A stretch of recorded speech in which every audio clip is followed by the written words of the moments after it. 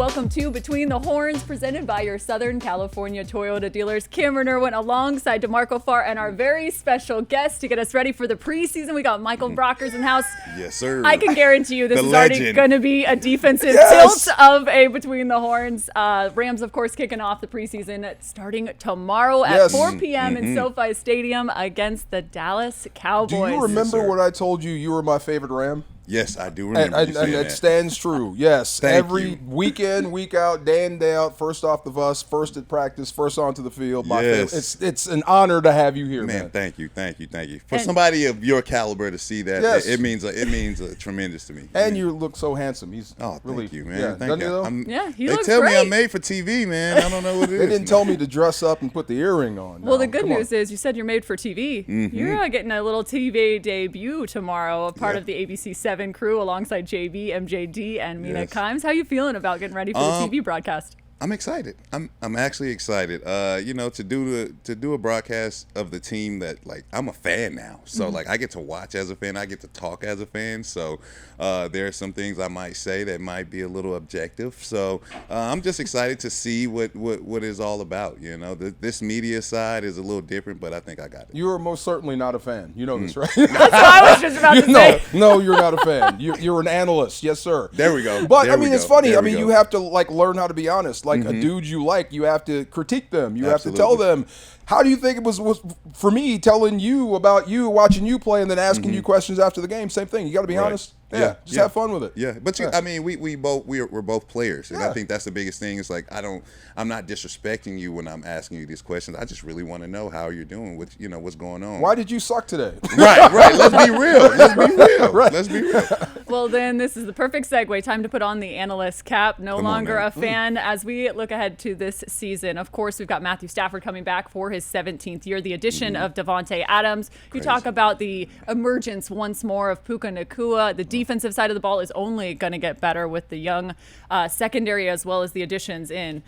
It's going to be an exciting year, but the biggest news in the last week has been the extension of Kyren Williams. 3 years. He is back with the Los Angeles Rams, and it's huge in so many different ways. But why was it such a big deal to get Kyren Williams back in the backfield? Okay, I have a thought, and tell me if you think I'm wrong about this. Kyren Definitely. is the type of guy you want on your football team. He's like you. He's a hard-working dude. He leads by example, and he's a damn good football player. So I think he's earned every penny of that contract. And if he doesn't get it, that sends the wrong message to the locker room. Right. You know what I mean? Like, Yeah. if you don't pay Kyren, then why do I need to work hard? Absolutely. Do you feel the same way? Absolutely. When you have a guy like you said that comes into work every day and puts his, grabs his pail and his lunch bag, and like he's ready to work. He's ready to, get on the field and do whatever he has to do for the team. I don't think he's a guy that, focuses on self, accolades. He's all about winning, and I think that's what I love about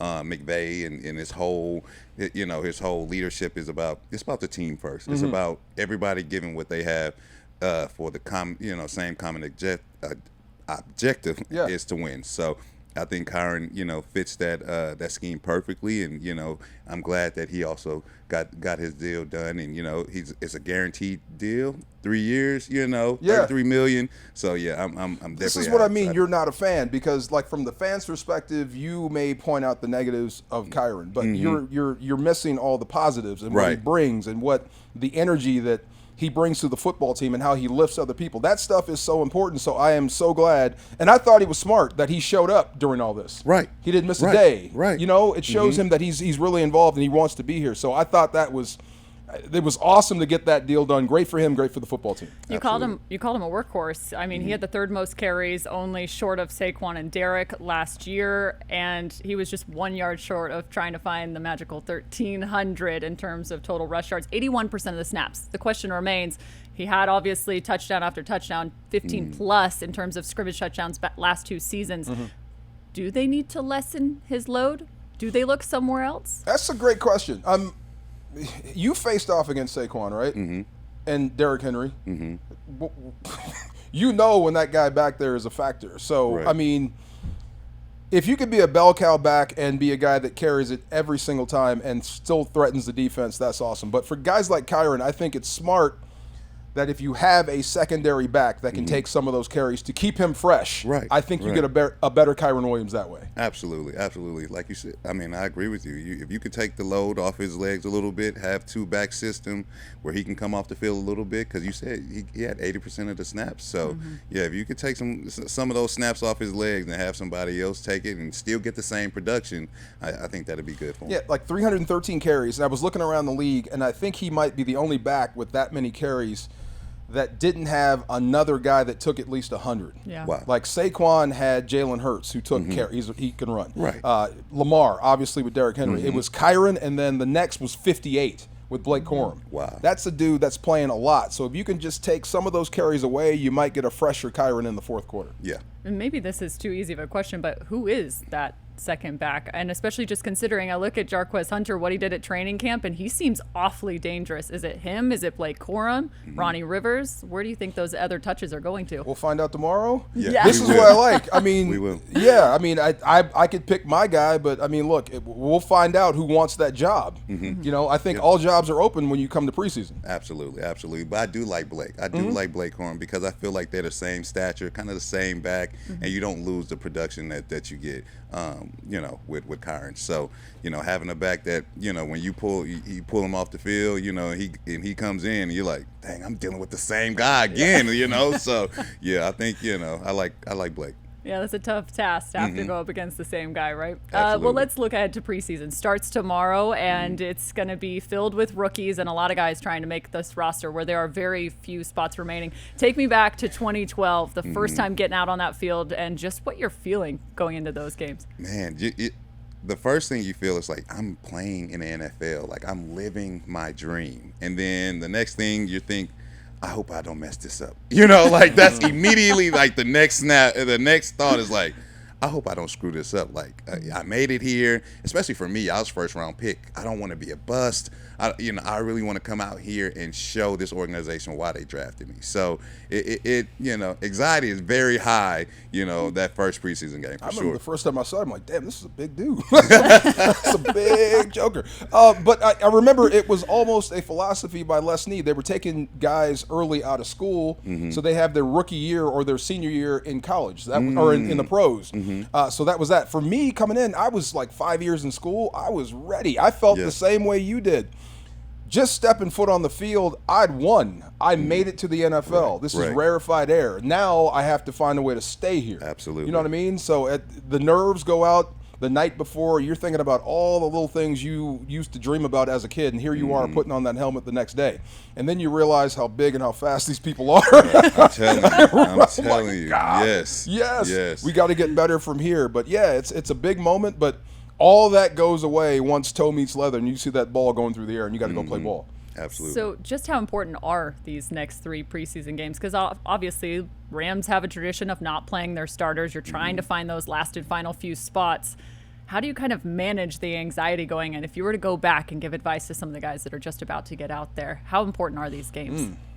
For the younger guys, it's definitely important because, you know, you want to be locked into the game. You definitely want to be one of those guys that the coaching staff can count on. You don't want to go out there and have a bunch of busts. You don't want to go out there and have a bunch of, you know, missed tackles, plays that just aren't going to look good for you on film. You only have 3 games to show this team that you can make this roster. So, you know, it's a lot of pressure on you in 3 games. You know, back in the day, 4 games. Maybe you didn't do too well first game. You know, you can come back in the 3rd game. But now you only have these 3 preseason games to really showcase your skills, not to only this organization, to everybody else as well. All the other organizations are watching the same film. So these are games that's highly important to all the rookies, and I think they need to take that into perspective. I got some great advice from a 10-year vet when I was a rookie. He called us together and said, just all the rookies, just remember, you're here to make it in the NFL, not just the Rams. And that was just one of those, it took some of the weight off, you know, because we were getting ready to go Hunger Games. We're out here fighting for a job. It's like, hey, look, this film goes to everybody, so you're here to make it in the NFL, and it was a calming effect.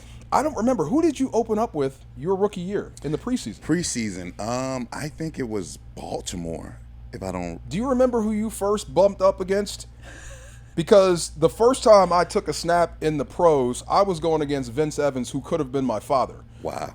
He was that old. That's what I mean. I'm like, dang, there's some old dudes out here. No, facts. Yeah. Do you remember who you I don't recall who I Yeah? was going against. Okay. I remember the team. I think it was Baltimore, but I don't recall who I was going against. Okay, I'm like, this dude's got gray hair. This is a first for me. Like, Right. he's an old This is a cat. real man. This is This a is real a man. man. Wow. Right. Tomorrow we'll get a chance to see Stetson Bennett out on the field, and it will be his third preseason outing. We saw what he did against the Cowboys last year. Can't forget about that last second little sidearm dagger throw to get the score even. Moving left, right? Yep, Yeah. moving Okay. left. It was a thing of beauty. What are your expectations for him getting back out on the field for year 3?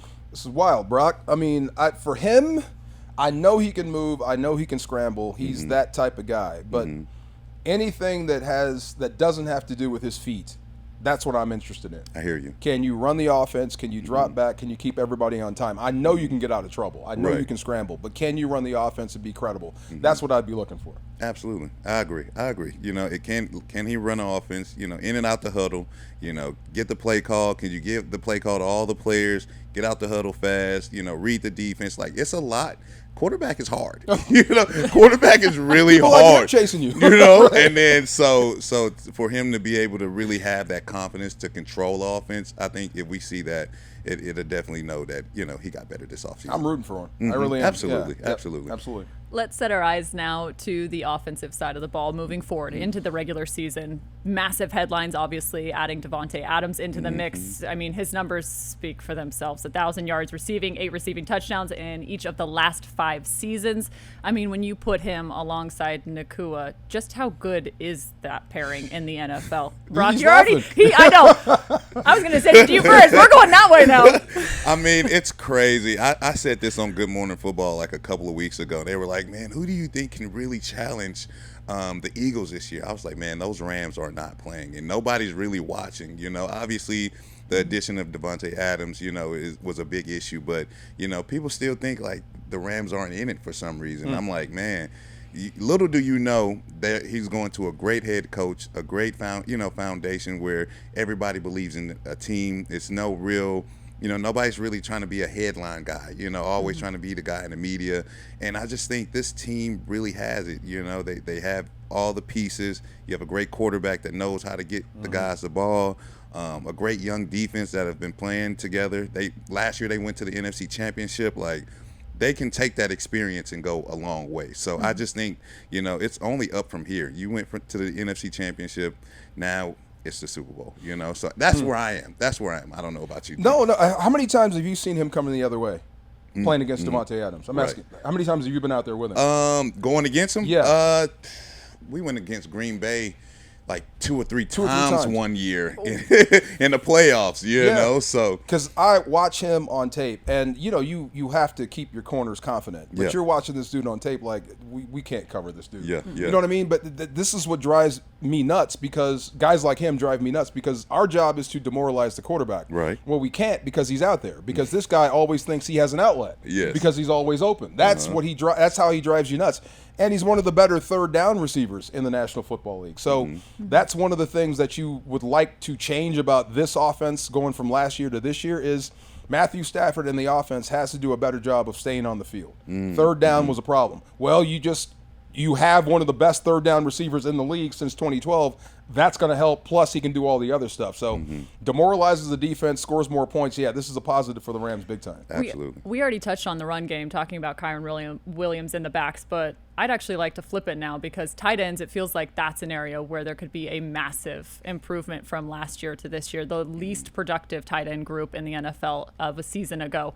A healthy Tyler Higbee. You add in T. Ferg into the mix, a guy I know you already called that name back at the draft, but could we see more 12 personnel, just considering those guys are going to be on the field? I mean, you know, let's be real. Coach McVay loves 11 personnel. He loves to be the option to run or pass. But when you got 2 healthy tight ends that can go out there and catch the ball, and you can run the ball, it definitely messes with the defense. So I think this year McVay's gonna mess with people with those personnels, because, you know, you can run anything, 21P, put them at fullback or whatever, switch them out, go to tight end, you know. So I think he can mix and match the personnels this year and really trick up some defenses. The best way I could describe it, you can't see my feet, or can you? Okay, so I'll just do this. I'll pretend this is me. This is the defensive lineman. This is me versus 11 personnel. Head down, butt up. I'm flying off the ball. This is me versus 12. Yeah. because I don't know which way they're going. Right. That's it creates so much confusion on defense because they have two tight ends on the field. Where do we call our strength two? This guy can catch, this guy can block. It's just a nightmare. So, and it's so funny when they hired Sean McVay, he was coming from Washington and he was kind of a quarterback tight end guru. Yeah. And then from then on, he goes to 11 personnel. You know what I mean? Yes. and wrecks shop with it. But, I mean, I think he covets 12 personnel. I bet he wishes he can get 2 more of it. I think with the addition of T. Ferg and Higbee out there, I think you can finally flesh out the offense the way you want to. So I think you'll see a lot more 12 personnel this year. Yeah, just some numbers for context. 2023, it was just 4% of snaps that they were in 12. In 2024, there was a bump, even considering that we were struggling from a health perspective, up to 14. I think obviously a lot of that had to do with trying to find some blocking help with a depleted offensive line. But there is one area where I think some definite red zone threats could come into effect again with the tight ends. Another improvement on the offensive side, Coleman Shelton back in at center. What does he bring apart from just continuity? You played him, right? I played with him. I was going to say, you had 2 years overlapping, right? I played with him. He's a very hard worker. He shows up every day, ready to go. Mentally, he's there. He has it. And I just like his demeanor. I mean, he was always a guy I looked at and like, man, he works tremendously hard. He really wants that job and went up and got it and won the job, and now he's doing really well. I think the most important thing on a football team is the center, and a great center solves all your problems. And if you go back to last season, and Bo Limmer, I thought, did a fantastic job as a rookie. That's a hard spot to be in. Rookie center. Right. Doesn't that make you salivate? Oh, right. Yeah. Absolutely. Right. I thought he did a great job, but it put more onto Matthew Stafford's plate. Calling protections, make sure you have to know everything, plus get the ball off. So now that you have Coleman Shelton in the fold, well, that just takes a little bit off Matthew Stafford. Kind of like Kyren. It's kind of like having a good backup. Well, you've got a great center. Now you go do this. I'll do that. The offense should flourish, hopefully. Right. Yeah. And other good news, too. The offensive line, when you look across the board from right to left, everyone graded higher than at least 66%. And get this, 3 of those 5 over 75. That is looking like a really solid offensive line heading into this year. All right, you guys ready for a little zizzert? Let's go. I figured time to head over to some defense. A little encore for Chris Shula in his 2nd year. And it's safe to say this group was young last year, maybe overachieved, exceeded those expectations, however you'd like to put it. What are some of the biggest differences and why this team and that unit will be elevated this season? Well, first, what did you think of Verse? Oh, I love Verse. I love Verse. I love what he brought to the team. He brought that physicality at that defensive end. It wasn't a lot. This game now, everybody wants to run around the edge and get those pretty sacks. But when you can go out there and overpower a man, a man that's meant to block you, and get your quarterback, it just sends a different type of fear into the offensive line and the offense in itself. So for him to do that as a rookie, and now knowing this is his 2nd year, he's getting more comfortable. Fisk is down there. You got Kobe down there. You got B-Wise on the other end. Like, this defensive line group Sleeper. is a sleeper. B-Wise the sleeper. Watch out for him. He looks great. Yes. And it's funny. I asked him just to be funny. I said, I bet you got to be sick of hearing Jared's name. He's like, yeah. You know what I mean? Yeah. So that's the dude. Like, watch out for him. But with Jared Verse, you're right. He is a math changer. And it's so funny. It's like you can run right through a wall. That's what he does. I'm like, there's a doorknob right there. Bro. Right. You don't have to do that. But, I mean, when you can actually physically move a guy, there's nothing you can do. There's no protection you can call for that. Right. He's just beating our guys up. So I think with him and the way he's come into camp this year and how he's bringing guys along with him, I think this defense has a chance to take a big, giant step forward. Absolutely. And I know most of the criticism comes from the back end. Your cornerback situations. Linebackers. I said with a good front, a good defensive front is great deodorant. It covers up a lot of stink. Right. You know what I mean? And I think you have a lot of guys that can put a lot of pressure. And Chris Shula, I think towards the end of the year, started to trust everyone, and they got way more aggressive. So they finished better than they started. So if you start the way you finished, I think this defense has a chance to really, really be good. Yes. You played with one of the greatest defenders in the NFL for years. How do you compare him to a young Jared Verse and what you're seeing? It's hard to compare him because Jared's outside and Aaron was inside. Yeah. But the things that they do, it's putting fear in the offensive lineman. You don't know what you're going to get. He can run me over or he can run around me. Like, I don't know what to do. So that's what the offensive linemen are thinking. Like, I don't know if to set, hard set him or should I just set back? Like, you don't know what he's going to do, and he can do either. He can run you over or run around you. So it's hard to block a guy like that. Yep. Poona Ford adding into the mix. I know you're going to be excited to talk about him. Just what added element does he add to that defensive line? I think the energy, interior, an interior energy, run stopper. It takes a lot to block that guy. I watched him in Seattle for a long time. He played with the Chargers. So I'm very familiar with his game. So I just love his energy, man. He goes out there and he plays the game at a high level. He loves to, do his little dances, has little celebrations and things like that. So I'm excited to see his addition to the D-line. It's going to be phenomenal, man. This D-line, it's going to be crazy. I'm excited. Try not to get too excited, right? Right. There's a long way to go, but we see the same thing. Imagine if a fire hydrant grew arms and legs. That's him. But the thing that I do 5'11", like, 310. as a defensive lineman, he really embraces the nose tackle role. Yes. You know what I mean? Yeah. You're not going to get a lot of fanfare. They're not going to call your name a lot, but you might be the most important guy on the field. You know what I mean? You keep everybody clean. You keep the offense honest. And something else I did not know, watching him in training camp this year, when he has a chance to straighten out and pass rush, he's got some wiggle and some go to him. Yes. So, I'm with you. I can't wait to see this D-line go and him go at the same time. He's 5th among all interior defensive linemen in terms of his overall grade and 7th in terms of run defensive rate. 5'11", 310. You're spot on. Nose tackle. Can't move him. Right. Can't move him. No, it's like trying to move a brick wall. It just ain't going to work. We've already talked a little Jared Verse, and let's go back to the run defense because I think that's an area for a lot of Rams fans where they had some question marks, and there's been some changeover from last season to this year. How comfortable are you feeling heading into this 25 season, considering you got Spates, the addition of Landman? Really comfortable. I mean, some of that stuff, like with the exception of Saquon Barkley, and that was a whole different deal. That dude is from Mars. But some of those rushing yards came from quarterbacks. And that's the thing. So I hate to go back in my day, but back in my day, most quarterbacks did not run. They were pocket guys. You came up in this athletic quarterback era. And when they get out, it counts against you twice. One, it's a first down. Two, it's rushing yards. Right.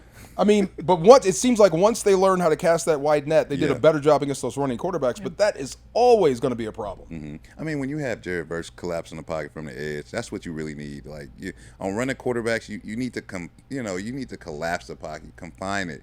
Don't allow him to have any space. When you get a bunch of guys out there rushing on the edges and the quarterback can find seams, that's usually when you see quarterbacks getting out. But when you have a D-line that understands, hey, this is an athletic quarterback, he will get out if we allow him. Let's collapse his pocket on him, make him a passer. It makes the game one-dimensional. But they could be better, but it's so funny. It's like you watch rushing yards allowed. It's like 100, 89, 89, 300. You know who that was. Right. Yeah, right. Oh, that was that guy. Yeah. Well, I'm with you on that because I did some math. The first 5 games last year, we allowed 157 yards per game rushing on average.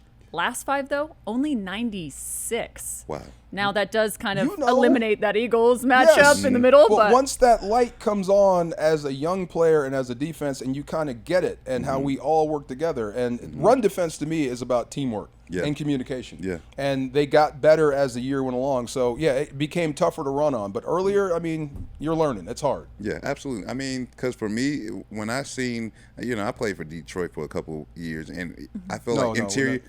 We're not going to talk about that. Part. Yeah, delete. But what I'm saying is, from that team, I learned like there's ways that team can attack you run wise where they eliminate the D line. They eliminate. They'll run a duo or whatever, and they'll stretch it all the way to the corner and try to make the corners tackle.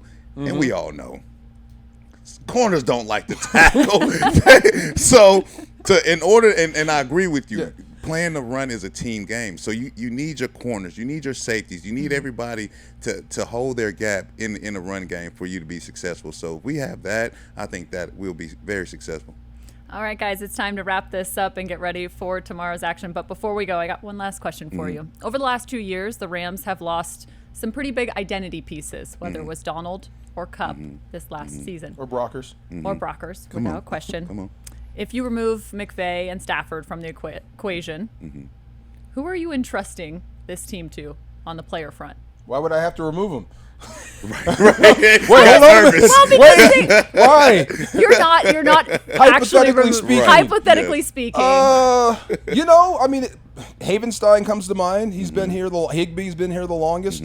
Guys like Kyren, we just talked about. I mean, he is a leader. I told Braden Fisk this. Was it 8.5 sacks last year? I mean, that's great, and it's fun to talk about. I wouldn't say it's a novelty, but it's fun. But now this year, this defense, the success, it depends on you doing that again. And you're going to be counted on to do that now. It's like fun if you got it last year. This year, they need it, got to have it. So it's a little bit different. So young guys stepping up. Quentin Lake is a guy, I would say, steps right to the forefront as leaders. The one thing I would say about Quentin Lake, you got to make more plays. But as far as leadership goes, I would be comfortable turning the team over to Quentin Lake. I'm gonna be biased. I'm biased D-line wise because every year I played, I felt like the D-line ran the team, and it has to be Jared Verse, Braden Fisk, Poona Ford, all those guys. I think the D-line should lead this team, because if your D-line is good and they're going out and balling, I think nobody can really mess with your team. So if we can put the pressure on the D-line because we feel like that's the one unit on this team that has been together, they're young, they're ready to go, I think we give it to them. I think we'll be successful. Brock, he talks all the time. Right, yeah.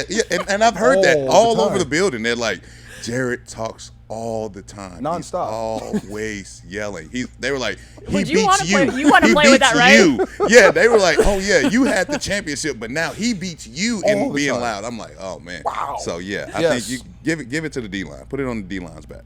All right. Well, Rams fans, we want to see you out at SoFi Stadium tomorrow at 4 p.m. because, well, it's time to get loud alongside these guys. And, of course, you can check out Micheal Brokers on the ABC 7 broadcast. DeMarco Farr will be on ESPN LA Rams Radio Network. Correct? Yes, correct.